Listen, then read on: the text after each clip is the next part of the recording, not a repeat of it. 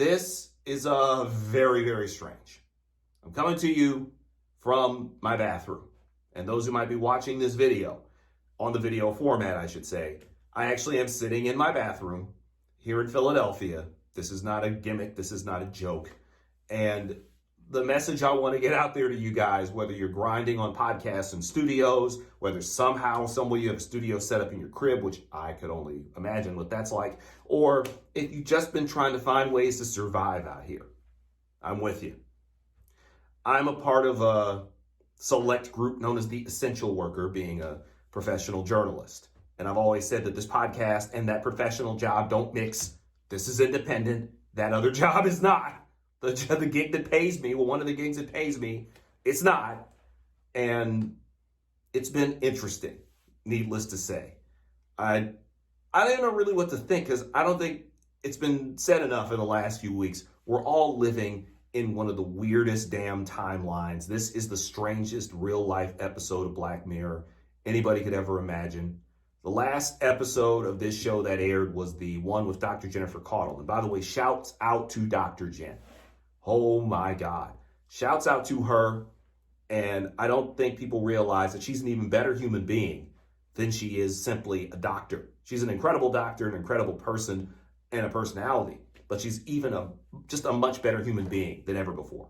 So I want to shout her out and thank her so much for coming on and doing what turned out to be, until now, the last recorded episode of this podcast. And this has been strange. And see, I'm saying this as someone who actually still goes out and works and has gone out into society, if you will. These last 6 weeks, it's been 6 weeks? Well, it's been 4 weeks. Well, whatever the case may be, it's been a long time.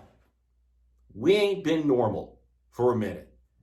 And I will tell you, as a, quote, essential worker, and yes, as a journalist, we are essential. We literally have, things to back that up. We are essential. But we're not nearly in the same predicament as people who work in stores, people who work in healthcare, the first responders, the people who have to deal with the public all the time.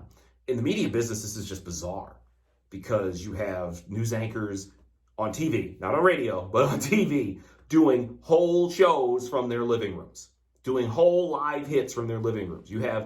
I'm friends with a few of the weathercasters. Katie Fellinger, hey, what's happening? She's not even on TV anymore, but she's one of the few weathercasters that I'm really good people with. And hopefully I'm going to get another one of them on this podcast in the near future and introduce the world to her as well. But the weathercasters doing weather forecasts from their living rooms, and news anchors and news reporters doing live hits from their basement or from their man cave. I've randomly seen on the NFL Network and ESPN where they're doing all these different shots and segments sitting in living rooms and in studies and everything else. Meanwhile, I'm sitting my ass in my bathroom.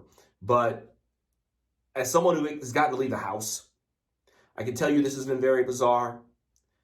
And it's also been an opportunity to kind of be self-reflective of sorts. I mean, you think about it. This is like put the entire world on pause. And as a journalist, for example, this has been one of the most stressful, weirdly eye-opening time periods I've ever seen in my life, as I adjust my glasses, in my life. And it's weird because you try to go about doing something that resembles normal, but your brain is elsewhere. Because here's the thing. There's a level of paranoia out there in the world right now because everybody's dealing with it.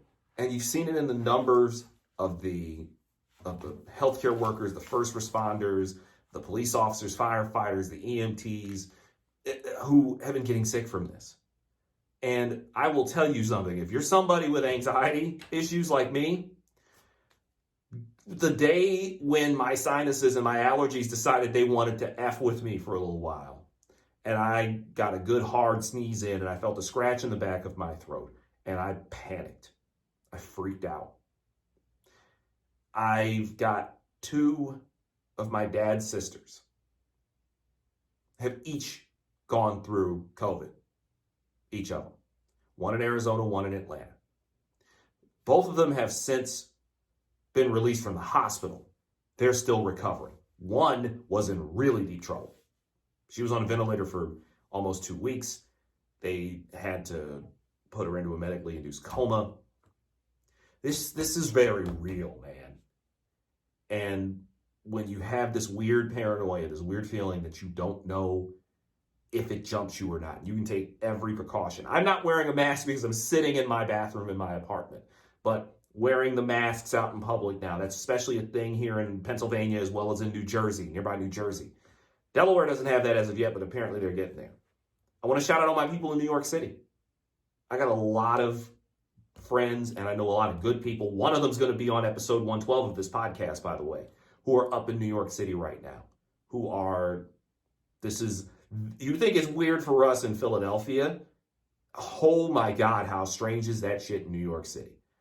And this has got us all tied up in knots. Walking into buildings where you have to get temperature checks. Going into places where you can't enter a store now, not in Pennsylvania, without a mask on. The washing your hands. Okay, now I'll be honest with you. I wash my hands religiously anyway, so for me, this is not as much of an issue. But I know for some of y'all, that's a problem. Wash your damn hands, you nasty bastards, all of you. But the washing of the hands and the constantly looking over the shoulder, and you're worried about any interaction you have. I go for walks when I leave work. Usually do about 3 miles. And some days that trail is totally empty. And some days that trail has got people bunched up on it, and it makes me effing nervous. Normally, when we get to this time of the year, it's mid-April. NBA playoffs are supposed to have started a few days ago. Stanley Cup playoffs are supposed to have started. This is the time of year where business is supposed to be picking up socially. In a city like Philadelphia, for those of you who haven't been to Philly, when this city wakes up, it is amazing. It's amazing. And it feels like COVID and coronavirus, whichever one you want to call it, has kind of robbed us of that. And we don't know how long this is going to go. There's no vaccine. There's no discernible treatment that is known to work. You're just kind of out here on an island trying to figure out what to do.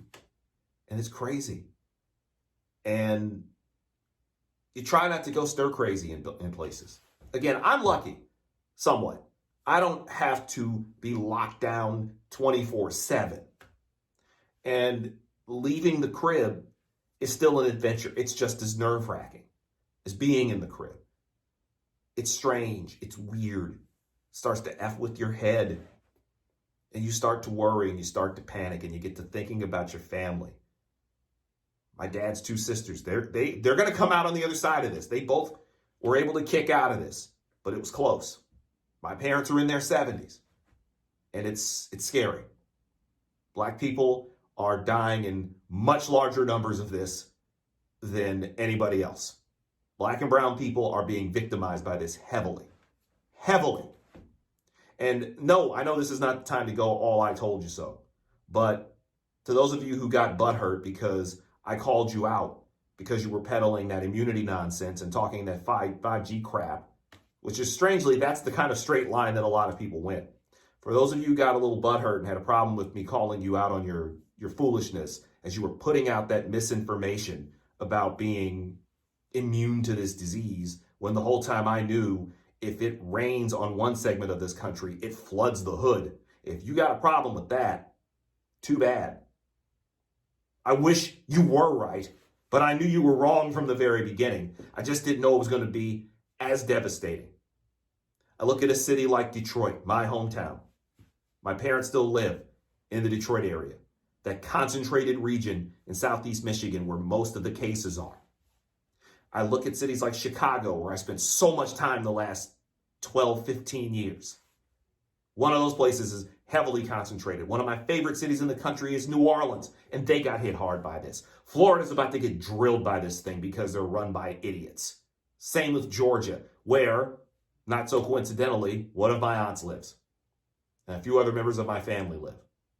And I can't go down there to visit them. I can't go home to Detroit to check my parents out because I wouldn't know where to stay. And I wouldn't want to risk possibly infecting them because, some people may have it and they have no symptoms and it just passes right on through. You never know. This is a difficult time, and if there's one thing that makes me nervous, it's not even just the fear of getting the disease, it's the fear of what it could do to the people you care about.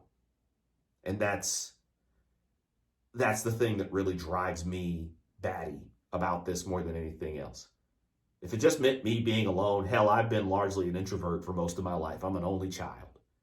If it meant me being alone most of the day, most of the time, most of the week, hell, I'm alone most of the time anyway, either when I'm on the road or when I'm in my office or whatever. It's not a big deal. But the idea that just the mere presence of me being around my parents or around my close friends or around family members could put them in danger, that's wild, dude. It's wild. It shows you where we are right now as a society. This is wild, man. This is unprecedented. I hate to use the very cliche phrase, these are unprecedented times, but no, this shit is unprecedented. And I don't think any of us, when we come out on the other side of this, and damn it, we're going to come out on the other side of this. This country won't be the same. The society won't be the same. And I don't think we'll be the same either.